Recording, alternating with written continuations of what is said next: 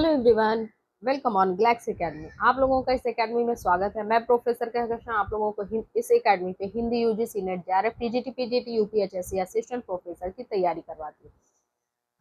और इसके अलावा मैं अदर्स स्टेट के भी असिस्टेंट प्रोफेसर की इस एकेडमी पे तैयारी करवाती हूँ।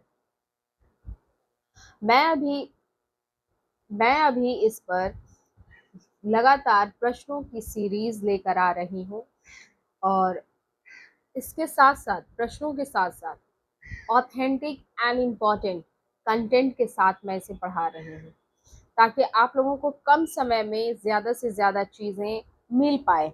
आप लोग ताकि परेशान ना हो, कोई दिक्कत ना हो और जल्द से जल्द आप लोगों का तैयारी पूरी हो जाए, यही मेरा मोटिव है। चलिए, जो भी लोग सब्सक्राइब नहीं किए हैं चैनल को कर लें सब्सक्राइब, लाइक करें, शेयर करें। चलिए फटाफट अपने दोस्तों को शेयर करें ताकि लोग इससे जुड़े और हम लोग अपने पहले प्रश्न की ओर बढ़ते हैं। हमारा पहला प्रश्न क्या कहता है? हाँ, तो हमारा पहला प्रश्न क्या है? आज का हमारा पहला प्रश्न हमारे स्क्रीन पर आ चुका है। क्या कह रहा है? निम्नलिखित प्रबंध काव्यों को उनके रचनाकारों के साथ सुमेलित कीजिए। सूची 1, सूची 2, चंडी चरित, कुलपति मिश्र, द्रोण पर्व, राम सिंह, सुजान चरित, गोविंद सिंह, हिम्मत बहादुर सिंह, सुदन। बताइए इसमें कौन सा होगा?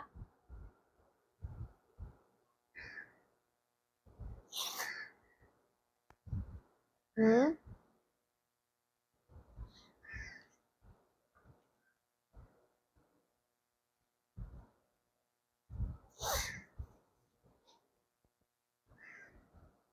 नहीं बता पा रहे तो चलिए मैं ही बताती हूँ आप लोगों को। क्या है? चंडी चरित्र, गुरु गोविंद सिंह। ठीक है, यहाँ पे गोविंद सिंह है और कहीं पर आप लोगों को गुरु भी दिख सकता है। ठीक है, कहीं पर आप लोगों को ये गुरु भी दिख सकता है, गुरु गोविंद सिंह मतलब। ठीक है, द्रोण पर्व का क्या होगा? कुलपति मिश्र। क्या होगा? द्रोण पर्व का कुलपति मिश्र। सुजान चरित्र के क्या होगा? सुदन, सी नंबर। हिम्मत बहादुर विरुदावली का क्या होगा? बोलिए। पद्माकर। ठीक है, हिम्मत बहादुर विरुदावली का क्या होगा? पद्माकर। अच्छा, ये एक बच गया हम लोगों का, राम सिंह। ये क्वेश्चन में आता है, पेपर में पूछा है कई बार, इंपॉर्टेंट है इसलिए मैं ये से भी बता देती हूँ। तो राम सिंह का क्या होगा? पाहुड़ दोहा। पाहुड़ दोहा यहाँ लिख देती हूँ, राम सिंह। ठीक है, राम सिंह का क्या होगा? पाहुड़ दोहा। हिम्मत बहादुर विरुदावली का क्या होगा? पद्माकर। सुजान चरित्र का सूदन। द्रोण पर्व का या संग्राम सार का कुलपति मिश्र। चंडी चरित्र गुरु गोविंद सिंह। ठीक है, कोई दिक्कत है किसी को? नहीं है तो अब हम लोग कूट देख लेते हैं, यानी कोड क्या है, किसमें मिलेगा बताइए। ए का 3 कहाँ है देख लीजिए। ए में भी नहीं है, बी में भी नहीं है, सी में भी नहीं दिख रहा है ना, डी में है। हाँ, डी में है। डी में ये सारे हैं। बी का 1 है, द्रोण पर्व का यानी कुलपति मिश्र, और सुजान चरित का 4 है, पद्माकर का भी 5 है। ठीक है, कोई दिक्कत नहीं है। तो चलिए हम लोग अपने नेक्स्ट प्रश्न की ओर बढ़ते हैं। हमारा नेक्स्ट प्रश्न क्या कहता है? निम्नलिखित रचनाओं को उनके रचनाकारों के साथ सुमेलित कीजिए। बताइए। प्रेम वाटिका, कवि रत्नाकर, रस रत्न, तिलक शतक। बोलिए क्या होगा?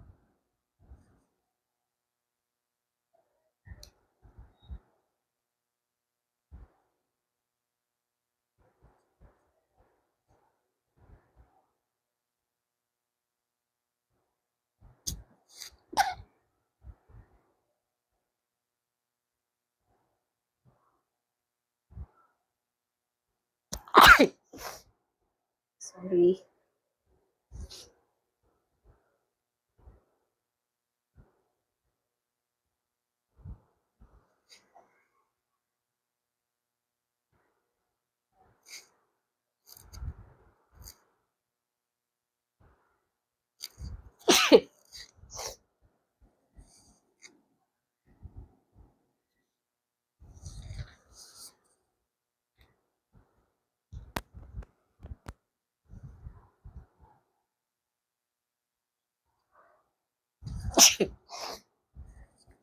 प्रेम वाटिका, आप लोग उत्तर दिए। चलिए मैं बता रही हूँ, प्रेम वाटिका रस खान।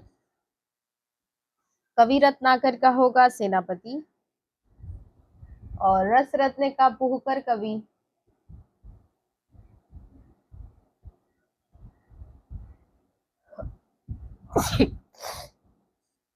तिलक शतक का है मुबारक। ठीक है, कोई दिक्कत नहीं है, सब एज इट इज है। प्रेम वाटिका रस खान, कवि रत्नाकर सेनापति, रस रत्न पुहकर कवि, तिलक शतक मुबारक। ठीक है, कोई दिक्कत नहीं है। नहीं है तो हम लोग आगे बढ़ते हैं। हमारा नेक्स्ट प्रश्न क्या कहता है? निम्नलिखित रचनाओं को उनके रचयिताओं के साथ सुमेलित कीजिए। वनवेला, उत्तरा, परिक्रमा, चित्रधार। बोले क्या होगा?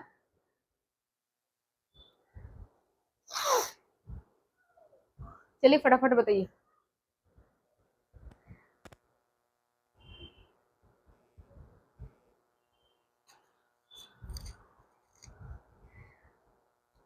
वनवेला सूर्यकांत त्रिपाठी निराला। ठीक है, उत्तरा का क्या होगा? सुमित्रा नंदन पंत। कहाँ है पंत? 3 नंबर पर।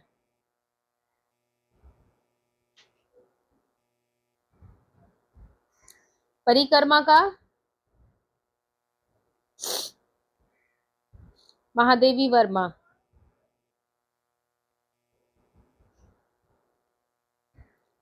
चित्राधार का जयशंकर प्रसाद, है ना। और राम नरेश त्रिपाठी एक बच जाते हैं, तो इनका रचना क्या होगा? मिलन लिख लीजिए। ठीक है,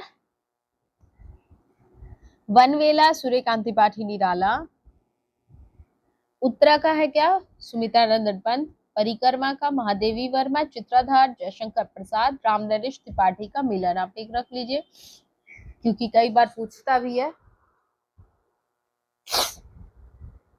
बताइए इसमें कोर्ट में क्या होगा? कोर्ट में क्या होगा देखते हैं। ए का 2 होगा, कहाँ गया ए का 2? ए का 2 तो ए में नहीं है और डी में भी नहीं है, बी और डी में है। और बी का हमारा 3 नंबर में होगा। बी का 3 यहाँ बी में दिख रहा है, 4 में नहीं दिख रहा है ना, यहाँ है। सी का 4 और डी का 5। चलिए ये हमारा हो गया बी नंबर। हमारा उत्तर क्या हो जा रहा है? B number.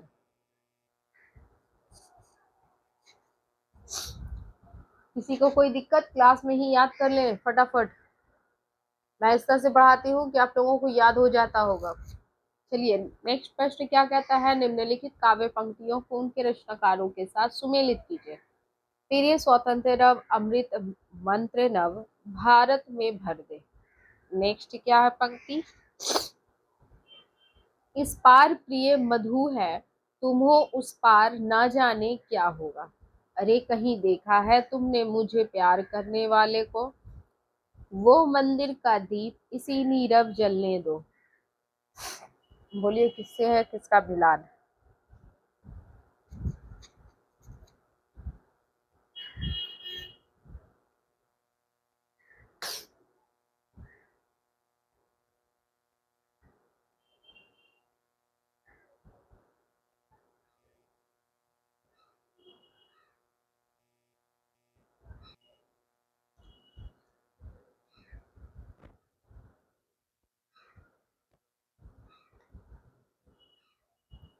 प्रिय स्वतंत्र रव अमृत मंत्र नव भारत में भर दे। ये क्या है? सूर्यकांत त्रिपाठी निराला का है। किसके साथ जा रहा है ये? तो सूर्यकांत त्रिपाठी निराला। इस पार प्रिय मधु है, तुम हो उस पार ना जाने क्या होगा। इसका क्या होगा? हरिवंश राय बच्चन। कौन है? एक मिनट एक मिनट।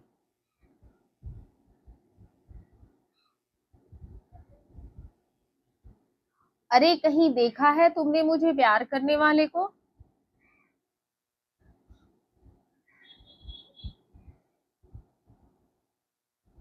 किसके साथ जाएगा ये? तो जयशंकर प्रसाद के साथ। यह मंदिर का दीप, इसे नीरव जलने दो। किसके साथ जाएगा? ऑफ कोर्स ये इकलौती महिला महादेवी वर्मा। सुमित्रा नंदन पंत की पंक्ति की बात की जाए तो मैं लिख देती हूँ यहाँ पर।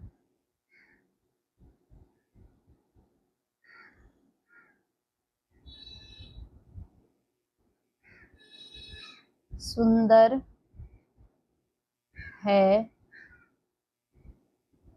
विहग। ठीक है, सुंदर है विहग सुमन सुंदर।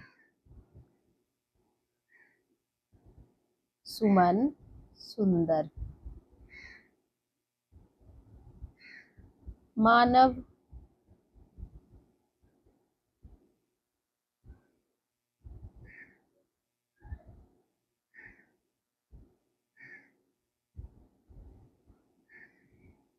मानव तुम सबसे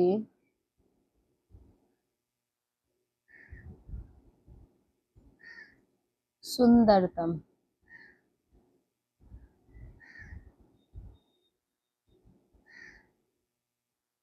ठीक है, ये किसकी है? तो पंत की है। सुंदर है विहग सुमन सुंदर, मानव तुम सबसे सुंदरता। ये प्रकृति की अपार अपार प्रशंसा करते हैं। इनकी हर पंक्ति में प्रकृति की ही वर्णन होती है और प्रकृति की प्रशंसा होती है। और जैसा कि आप लोग देख सकते हैं कि इस पंक्ति में भी प्रकृति की उन्होंने कितनी सुंदरता के साथ प्रशंसा की है।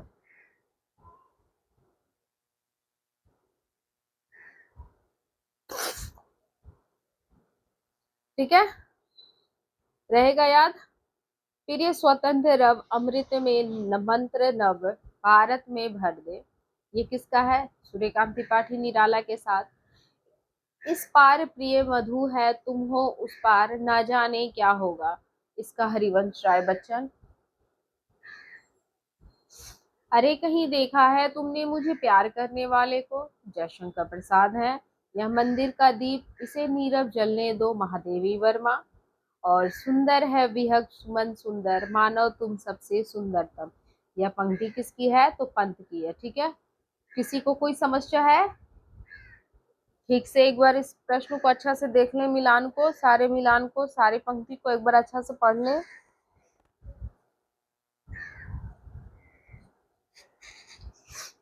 फिर हम मिटाएंगे इसे, फिर आगे बढ़ेंगे।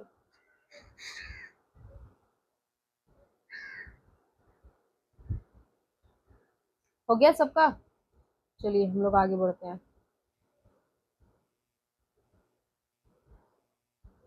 नेक्स्ट प्रश्न है, निम्नलिखित पात्रों को उनके संबंध उपन्यासों के साथ सुमेलित कीजिए। जयदेव पुरी, चंद्र माधव, फूल बाबू, निर्गुणिया। किसके साथ है ये?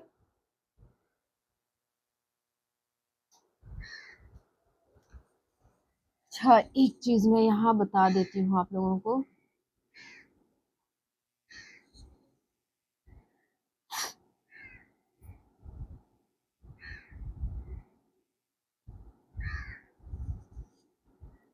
ये पात्रों के नाम है। ठीक है, पात्र हो गए ये। और ये आपके उपन्यास हो गए।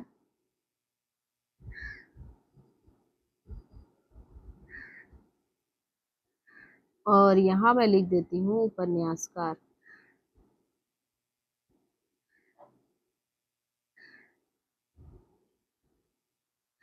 ठीक है।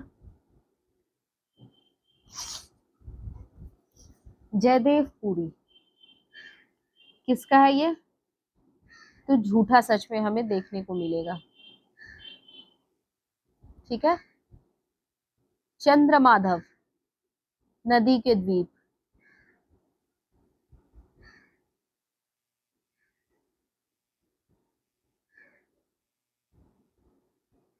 नदी के द्वीप कहाँ है? 4 नंबर में। फूल बाबू बलचनामा, ठीक है।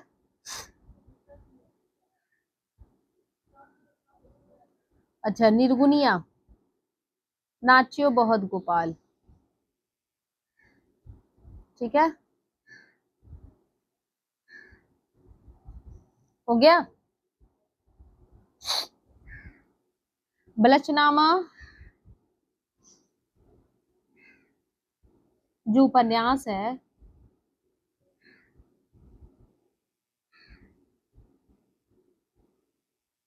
इसकी उपन्यासकार कौन है? नागार्जुन। कौन है?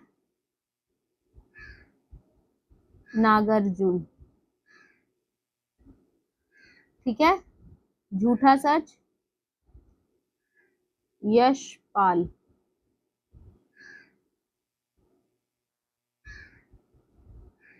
कोई दिक्कत नहीं है।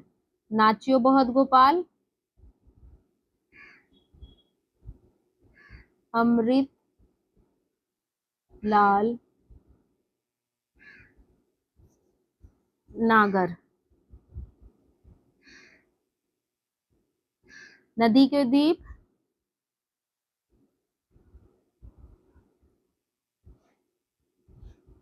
अज्ञे,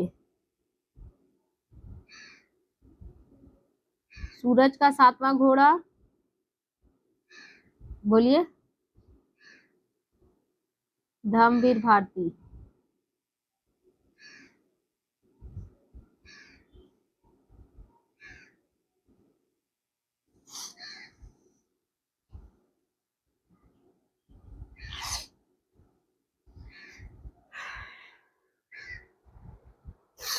यहाँ सारे उपन्यास के उपन्यासकार के नाम बता दी मैं, ठीक है। पात्र जयदेव हैं, जयदेव पुरी किसकी जा रही है? झूठा सच, यानी उसके उपन्यासकार कौन है? यशपाल जी। चंद्रमाधव नदी के द्वीप, इसके कौन है? अज्ञे। फूल बाबू बलचनामा नागार्जुन का है। निर्गुनिया नाचियो बहुत गोपाल अमृतलाल नागर। अच्छा, निर्गुनिया जो एक पात्र है, वो पात्र आपका बाण भट्ट की आत्मकथा का भी है।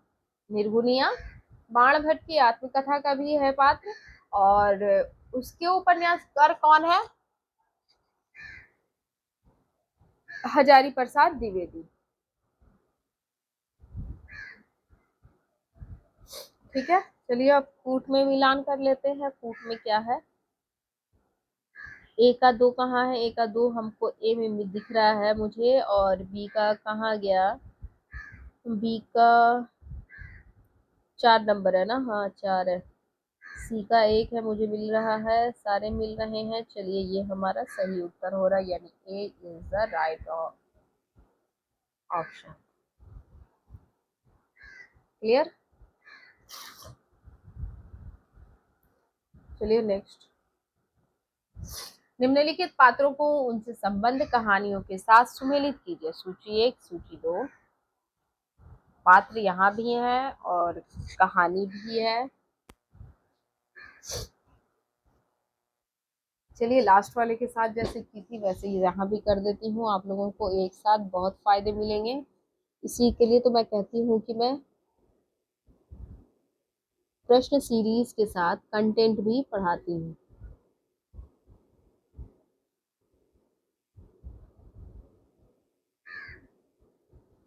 ताकि मैं जब कंटेंट लेकर आऊं तो आप लोगों को उसमें लगे कि हाँ इसमें मेरा 60 to 70% तो कवर हो चुका है। ये कहानी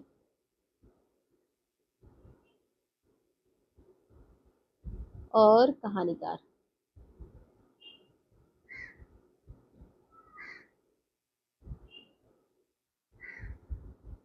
ठीक है। आनंदी बड़े घर की बेटी, दीनदयाल जुलूस,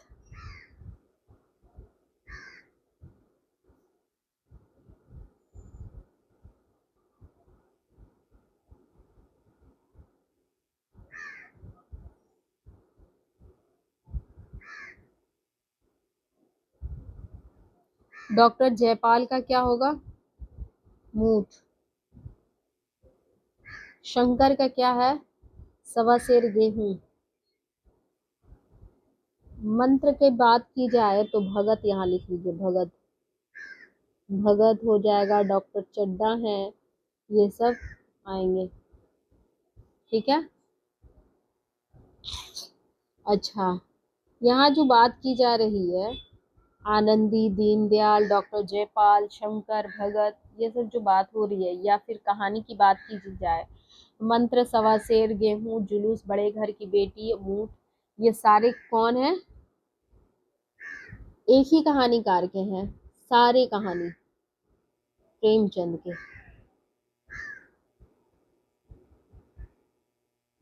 किसके हैं? मुंशी प्रेमचंद। सवा शेर गेहूं के भी वही हैं, जुलूस के भी वही हैं, बड़े घर बेटी के भी, ऊंट के भी। ठीक है। अच्छा, एक हमारा क्या हो रहा है? 4। ए का 4 कहाँ दिख रहा है? बी नंबर में, है ना। 3 दिख रहा है, बी का 3 है, और सी का 5, ठीक है, डी का 2, ठीक है। ये सारे हमारे राइट उत्तर है, यानी B is the right option इस क्वेश्चन। ठीक है। चलिए नेक्स्ट प्रश्न की ओर बढ़ते हैं। हमारा नेक्स्ट प्रश्न क्या कहता है? निम्नलिखित रचनाओं को उनके नाट्य रूपों के साथ सुमेलित कीजिए। चंद्रावली, विशस्य विषमोषधम, एक घूंट करुणालय।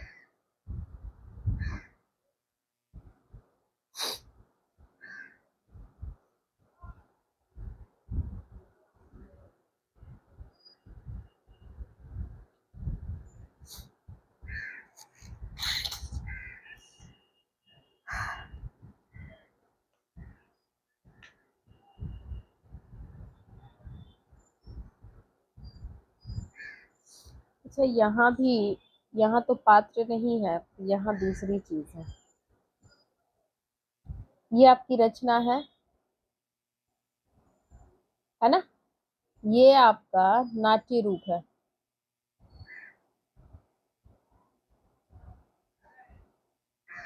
यहाँ मैं आप लोगों को नाटककार के बारे में बता देती हूँ।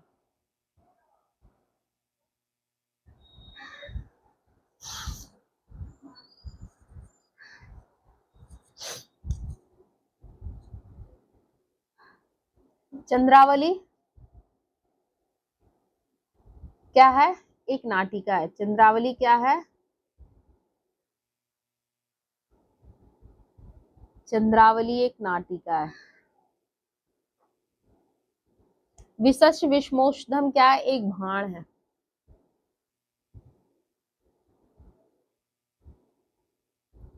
एक घूंट क्या है? एक एकांकी है वो।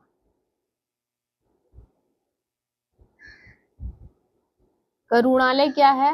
गीति नाट्य है।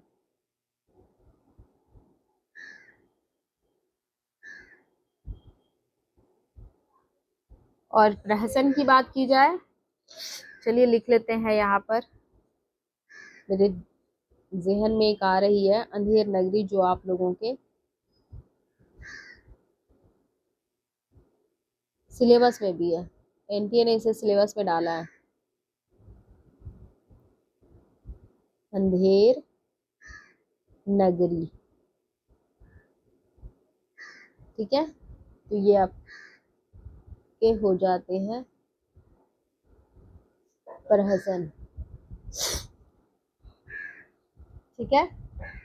अच्छा, बात की जाए रचना से, मैं यहाँ रचना पे बता रही थी, तो यहाँ भी जो नाटक है, उस नाटककार के हिसाब से देखा जाए तो क्या है? चंद्रावली किसकी है? तो भारतेंदु की है। किसकी है चंद्रावली? भारतेंदु की। एकांकी यहाँ पर जो है विशेष विषमोषधम, एकांकी नहीं सॉरी, विशेष विषमोषधम किसकी है, वो भी भारतेंदु की है।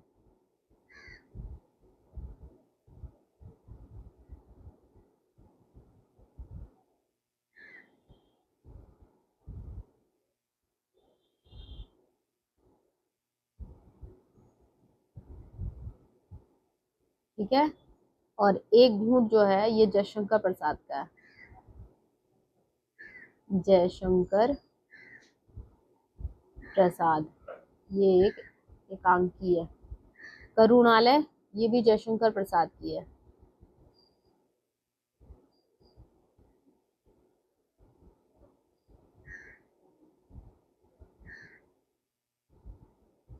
जयशंकर प्रसाद, ठीक है। और अंधेर नगरी की जब बात की जाए तो ये भी किसकी है, भारतेंदु हरिश्चंद्र की।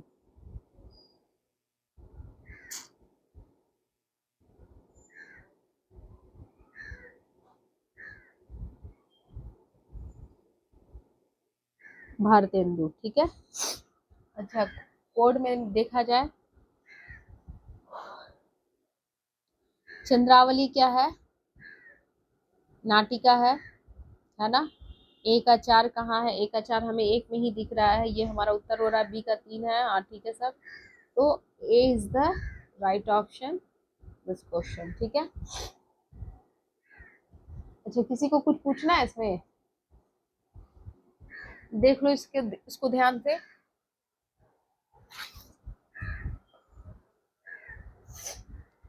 चंद्रावली क्या है, एक नाटिका है। विशेष विषमोषधम क्या है, एक भाण है।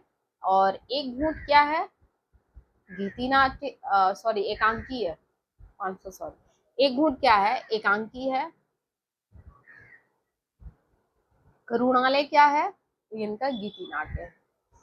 चंद्रावली भारतेंदु का है, विशेष विषमोषधम भी भारतेंदु का ही नाटक है। एक घूंट जो जयशंकर प्रसाद की है, करुणालय भी जयशंकर प्रसाद की ही है। करुणालय क्या है, एक गीति नाट्य है, याद रखेंगे। और एक घूंट क्या है, एकांकी है। कई बार क्वेश्चन पूछ चुका है, इसलिए आप लोग याद रखेंगे। अंधेर नगरी क्या है, प्रहसन है, ये भी भारतेंदु का है। ये कई बार क्वेश्चन इस तरह से पूछा जा चुका है कि नाटक के रूपों के बारे में कई बार क्वेश्चन आते गए हैं, इसलिए मैं इसे यहाँ पर रखी हूँ। हमारा नेक्स्ट क्वेश्चन क्या है, अभिनव गुप्त, राजशेखर, महिम भट्ट, भोजराज, इसके साथ आचार्यों के साथ सुमेलित कीजिए, उनके ग्रंथों के साथ कीजिए, फटाफट कीजिए। बहुत बार बताई हूँ, बहुत बार, है ना, अलग अलग तरह से आया हुआ है, सेम एज इट इज तो नहीं है, लेकिन कई बार बता चुकी हूँ। चलिए फिर से मैं बताती हूँ।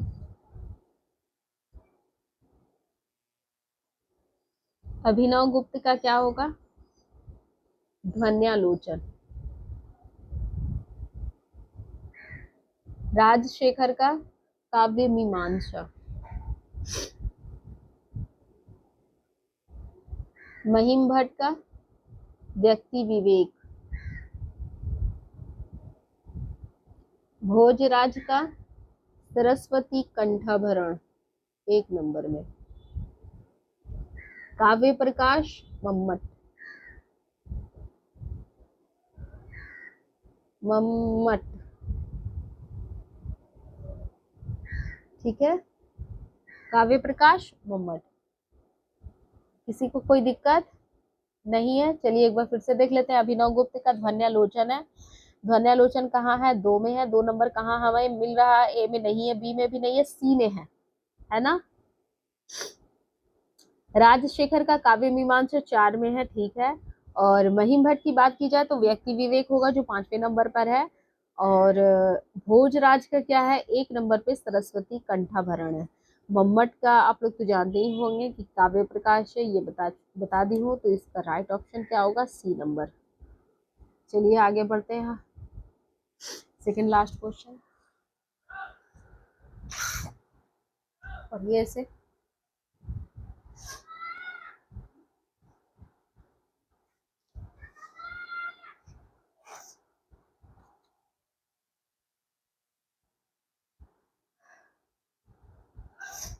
एजर्शन और रीजन का प्रश्न है। एजर्शन में क्या है, साहित्य समाज के सामूहिक हृदय का विकास है। हाँ, ये कोटेशन है, आप लोग बता सकते हैं किसका कोटेशन है। साहित्य समाज के सामूहिक हृदय का विकास है। तर्क है, इसलिए समाज में रहने वाले विभिन्न धर्मावलंबियों का चित्तवृत्ति में इसमें अलग अलग विकास होता है। बताइए कौन सही है एजर्शन और रीजन में। चलिए, एजर्शन में क्या है, साहित्य समाज के सामूहिक हृदय का विकास है ना। तो ये लाइन तो बिल्कुल सही है, साहित्य समाज का सामूहिक हृदय का विकास है। ये कोटेशन है, किसका कोटेशन है, तो बालकृष्ण भट्ट का, याद रखेंगे। ये कोटेशन किसका है, बालकृष्ण भट्ट का, बालकृष्ण भट्ट। लेकिन लेकिन लेकिन ये लाइन तो सही एजर्शन, क्या ये एजर्शन रीजन को सही बता रहा है, उसके लिए ठीक है, तर्क सही दे रहा है। इसलिए समाज में रहने वाले विभिन्न धर्मावलंबियों की चित्रवृत्ति का इसमें अलग अलग विकास होता है। क्या ये सही होगा।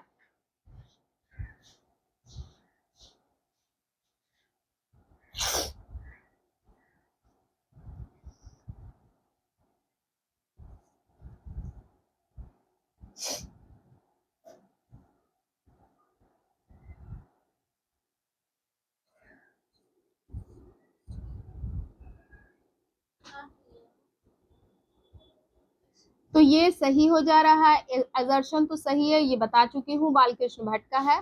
ठीक है, ए सही है। लेकिन यह रीजन जो दे रहा है, इसलिए समाज में रहने वाले विभिन्न धर्मावलंबियों की चित्तवृत्ति का इसमें अलग अलग विकास होता है। ये गलत है, ये क्या है, गलत है।